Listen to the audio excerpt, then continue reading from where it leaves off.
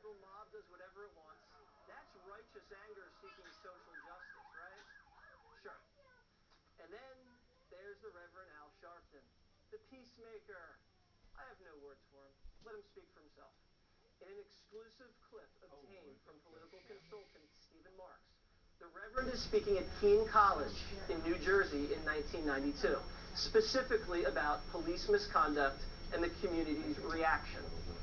All the human news lovers, all the American lovers, all the doing the all the fighting that Negro and Springfield. I didn't see him stand up and do nothing. Oh, brother, I don't believe in marching. I don't believe in that. I believe in offering the pig. Well, they got pigs out here. You ain't off one of them. What I believe in, I do. Do what you believe in. Or shut up and admit you've lost your courage and your guts to stand up.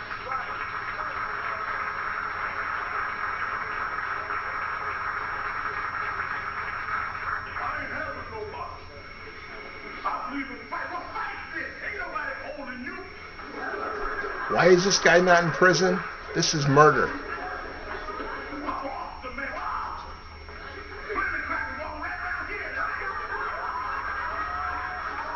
It's exactly what the Black Panther CIA pig said. These guys are programmed by the CIA and the FBI. Wow. Joining me now by phone is the man who provided us with that damning footage from 1992, Stephen Marks. So, Stephen, if this video has been around for so long, why has it taken this many years for it to finally come to the surface?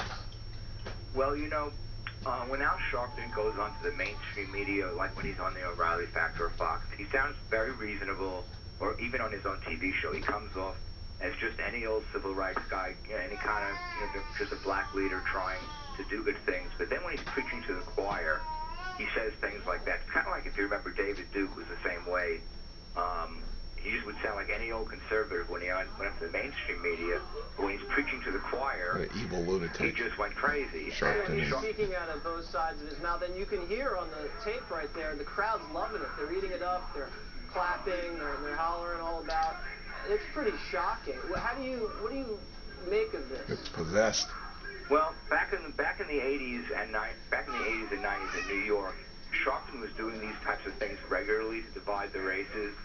And what makes it even more of an abomination is that President Obama, during these cop shootings, when he needed somebody to talk to a black leader to be his point man on race, instead of going to Jesse Jackson, who, if you remember, brought Bill Clinton into his house in front of his people to denounce Sister Soldier and denounce black racism against white people, Obama instead chose Al Sharpton, a guy that's had a history of dividing. You're exactly right. This guy is now the advisor for racial issues to the White House. Unbelievable. Stephen, very much thank you. Okay. All right, back with me now, Andrea, Jessica, Richard, Tom, and That is a felony, what Sharpton just did. Stacey, I'll start with you. Everybody has stuff in their past, and people can be redeemed, and I don't know. I've never set off a pig in my past. I think this takes it to another level. Do you think Al Sharpton is ashamed of this? I don't know if he's ashamed of this, but I'm wondering if this is before or after he was convicted for drug dealing and then became a snitch. Mm-hmm. That's what I want to know. Oh, yeah, for the FBI. Yeah, a federal snitch. Good question. Right. So, yeah, I don't know what he did, but he was a snitch. And I don't want a snitch representing me. I don't know why anyone would. So I don't understand why he gets to speak so much. He's just a rebel rouser. Yep. He's a divider.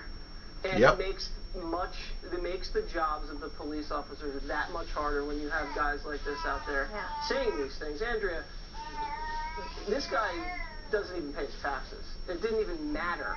You think he's going to get away with this too? Stacey, we forgot tax cheat. We didn't bring up Tawana Brawley. I don't see how he has any credibility. And I don't understand why President Obama, when there's so many other black leaders, would choose Sharpton to elevate. I'm not sure how much pull he has within the black community, but if we're going to go higher, I think this falls on President Obama's at his feet and the division in the country. I mean, you mentioned so many different examples in your opening about Ferguson, about Black Lives Matter, about these protests that have turned violent.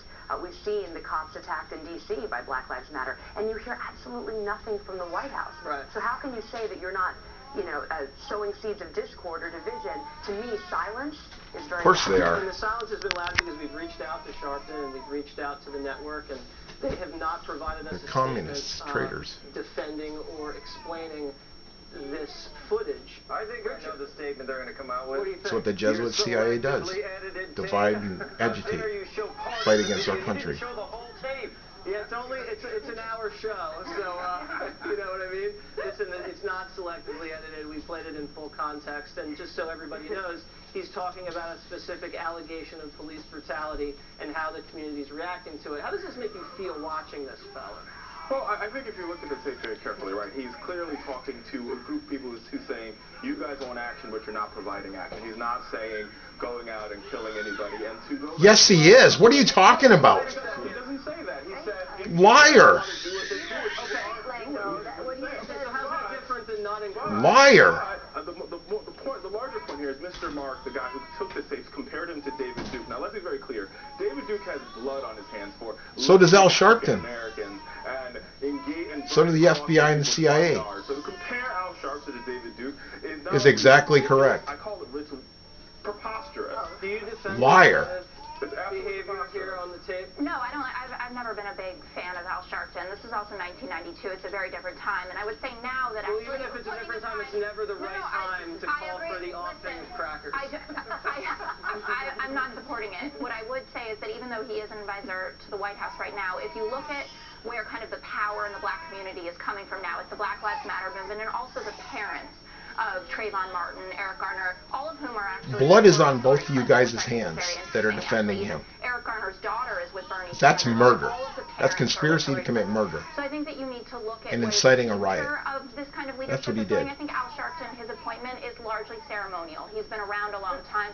And Yeah, blood's on your hands too, I think this woman. would upset President Obama. I think it would upset anyone. Well, we're waiting No, it for wouldn't. President Obama to disavow. He loves it. Probably later. Up next, I see what people in the projects think about the presidential election.